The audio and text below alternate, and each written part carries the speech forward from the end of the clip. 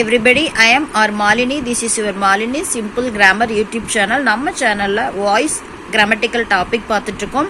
So we have completed the first 3 simple tenses: present, past, future. மூணும் பார்த்துட்டோம். And now we have completed another one, present continuous also we have seen.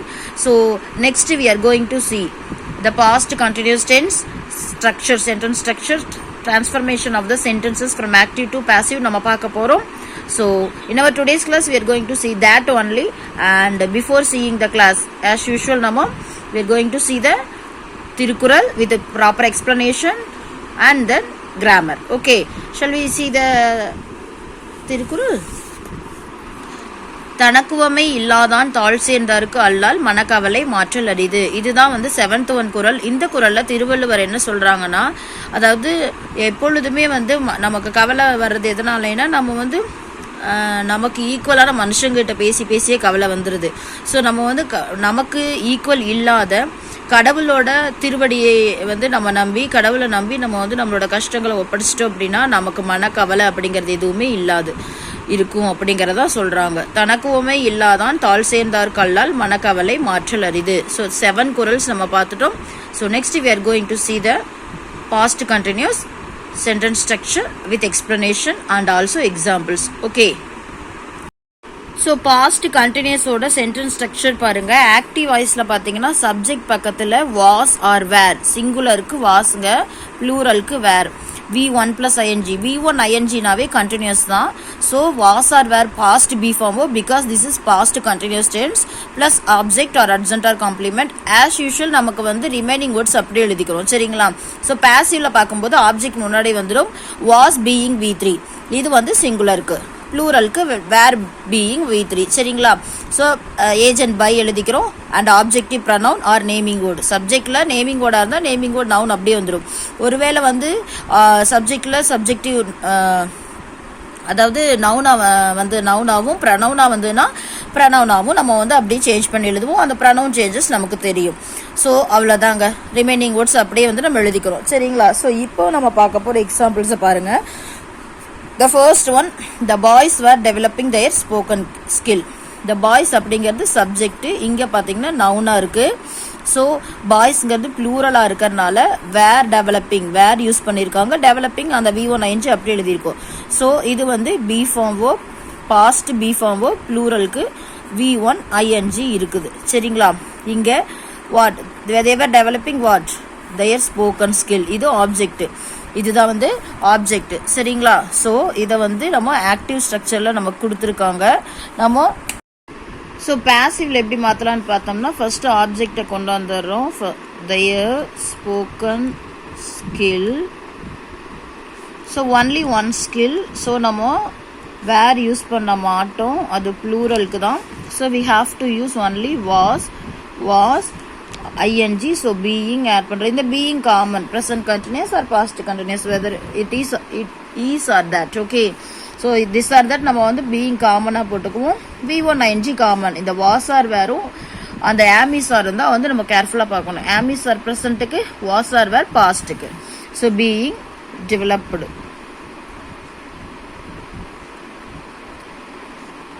By whom? By the boys. That's all the passive form. ஆப்ஜெக்டை முன்னாடி கொண்டு வந்துட்டோம், சரிங்களா? Singular. So was being V3, by agent subject அப்படியே naming ஒன்னாவுன்னா கொண்டு வந்துட்டோம். That's all, சரிங்களா? ஸோ இன்னும் ஒரு 2 எக்ஸாம்பிள் பார்த்தீங்கன்னா உங்களுக்கு புரியும். Teachers are providing the books. சப்ஜெக்டில் டீச்சர்ஸ், நேமிங் ஒரு நவுன், ப்ளூரல். ஸோ இங்கே ப்ளூரலுக்கு ப்ளூரல் பி ஃபார்ம் வேர்ப் பார்த்தீங்கன்னா பி வேர்பு வேர் வந்திருக்கு. So ing. Teachers are providing what, the books, object active voice ஸ்ட்ரக்சரில் இருக்கு. ஸோ த புக்ஸ், இங்கேயும் plural, verb being provided by teachers. இவ்வளோதான் passive structure, சரிங்களா? So teachers are providing the books அப்படிங்கிற active வாய்ஸை the books are being provided அப்படின்னு பேசிவ்ல நம்ம மாற்றிருக்கோம். So So example, without changing the tense, we have changed the sentence from active to passive. இங்க வந்து past continuousனா past continuousலயே தான் மாத்திருக்கோம். verb மட்டும் தான் சேஞ்ச் ஆகுது. ஆப்ஜெக்டிவ் சப்ஜெக்டிவ் இன்டர்சேஞ்ச் ஆகுது. நல்லா ஞாபகம் வச்சுக்கணும். சரிங்களா? அடுத்து இன்னொரு எக்ஸாம்பிள் பாருங்க. The birthday girl was giving a sweet to her friend. Birthday girl subject was giving past be verb v1 ing giving what? A sweet object direct object to whom? To her friend. இது direct indirect object யாருன்னு தெரியாது நமக்கு. So அதனால indirect object direct ஆப்ஜெக்ட்ங்கிறது என்னன்னு தெரியும். So இது direct object. ரெண்டு object இருக்கு. இது ஆக்டிவ் ஸ்ட்ரக்சர்ல இருக்கு. பாசிவ்ல மாற்றும் பொழுது நம்ம இந்த ஃபர்ஸ்ட் ஆப்ஜெக்ட் எடுத்து மாத்திக்கலாம். ரெண்டு ஆப்ஜெக்டையும் சேஞ்ச் பண்ணலாங்க. ஒரு ஆப்ஜெக்டை வச்சு மட்டும் நான் சொல்லி தரேன். டபுள் ஆப்ஜெக்ட் சென்டென்சஸ் நம்ம நெக்ஸ்ட் கிளாஸஸ்ல பார்க்கலாம். சரிங்களா? அட் அ டைம்ல எல்லாத்தையும் பார்த்தா கன்ஃபியூஸ் ஆயிடுவீங்க. So a sweet was being given by the birthday girl to her friend. இது passive. ஸோ ஸ்வீட் ஒரே ஸ்வீட். அது என்ன ஸ்வீட்டாக இருக்கலாம், ஸ்வீட் பாக்ஸாக கூட இருக்கலாம். சரிங்களா?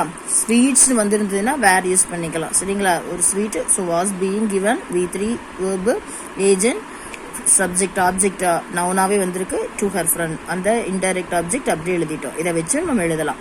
So that's all. ஸோ ஒரு ஹோம்ஒர்க் கொடுக்கட்டுங்களா? ஸோ ஹோம்ஒர்க் என்னன்னு பார்த்தீங்கன்னா, he was going to complete his work and next one, my mother was preparing veg rice by this time last week. ரெண்டு ஹோம்ஒர்க்கான ஆன்சரை நீங்கள் ட்ரை பண்ணி எழுதி வைங்க. நெக்ஸ்ட் கிளாஸில் நம்ம வந்து செக் பண்ணிக்கலாம். And as usual at the எண்டில் ஒரு ஸ்டோரி சொல்லுவேன்னு சொன்னேன் இல்லையா? ஸ்டோரி பார்த்துக்கலாம். சரிங்களா? Shall we? So last time Tenaliraman ஸ்டோரியில் அழகான ஒரு ஸ்டோரியில் பார்த்தீங்கன்னா, அந்த தத்துவஞானி ஒரு கதை சொல்லியிருப்பாரு. அந்த கதையில் வந்து என்ன கண்டென்ட்னு சொன்னேன். அதில் ஒரு ரிடில் சொல்லியிருப்பாரு. ஸோ அந்த 3 அக்கா தங்கச்சி பண்ணின தப்பை வந்து எப்படி சரி பண்ணலான்னு சொல்லிட்டு அவங்க பெரிய அக்காவோட ஹஸ்பண்ட்டை சொல்கிறாங்க இல்லையா? ஸோ அந்த ஸ்டோரியோட அந்த ஒரு கன்க்ளூஷன் பாட்டுக்கு வந்துட்டோம். ஷெல்வி பார்க்கலாமா? ஸோ என்ன நடக்குதுன்னா, ஸோ அந்த பெரிய அக்காவோட ஹஸ்பண்ட் வந்து என்னோட ஒய்ஃபை எப்படியாவது காப்பாற்றணும், அவங்க சிஸ்டர்ஸையும் காப்பாற்றணும்னு சொல்லிட்டு கெஞ்சும் பொழுது அவர் ஒரு ஐடியா கொடுக்குறாரு. நீ என்ன பண்ணலான்னா, உன்னோட ஒய்ஃபோட செடியில் இருக்கிற பூவை மட்டும் பறிச்சிட்ட அப்படின்னா 3 பேரும் உயிரோட வந்துடுவாங்க.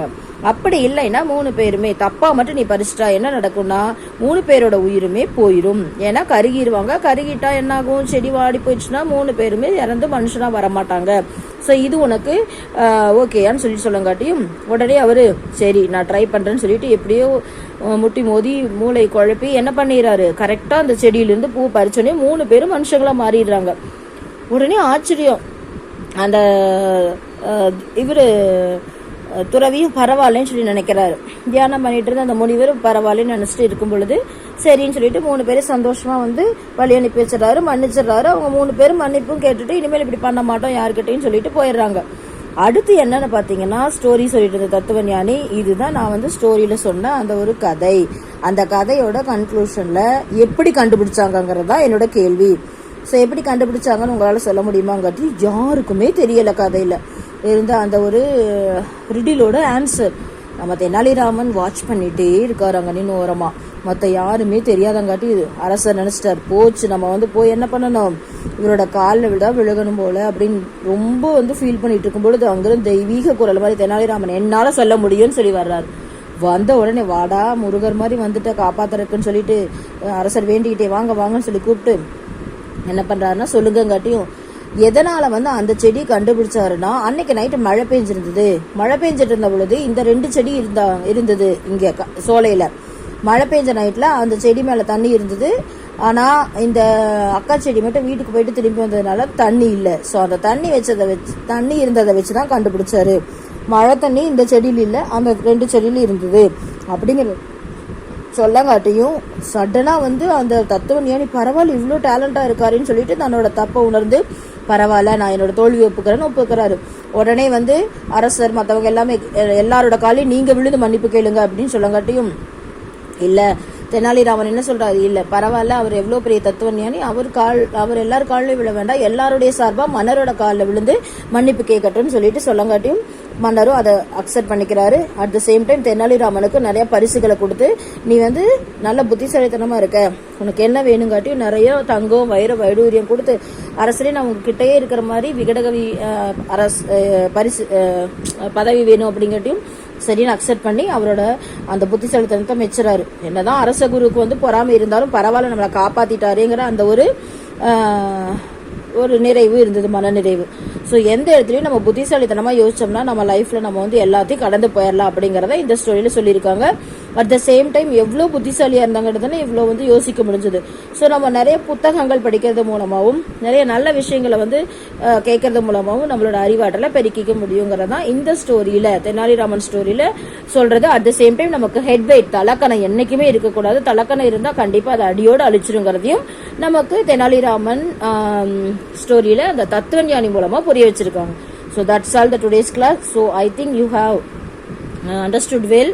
ஸ்டோரி புரிஞ்சிருக்கும், அதே மாதிரி பாஸ்ட் கண்டினியூஸும் புரிஞ்சிருக்கும். So see the full video without skipping and also answer the 2 homework questions. Thank you, all of you always support me.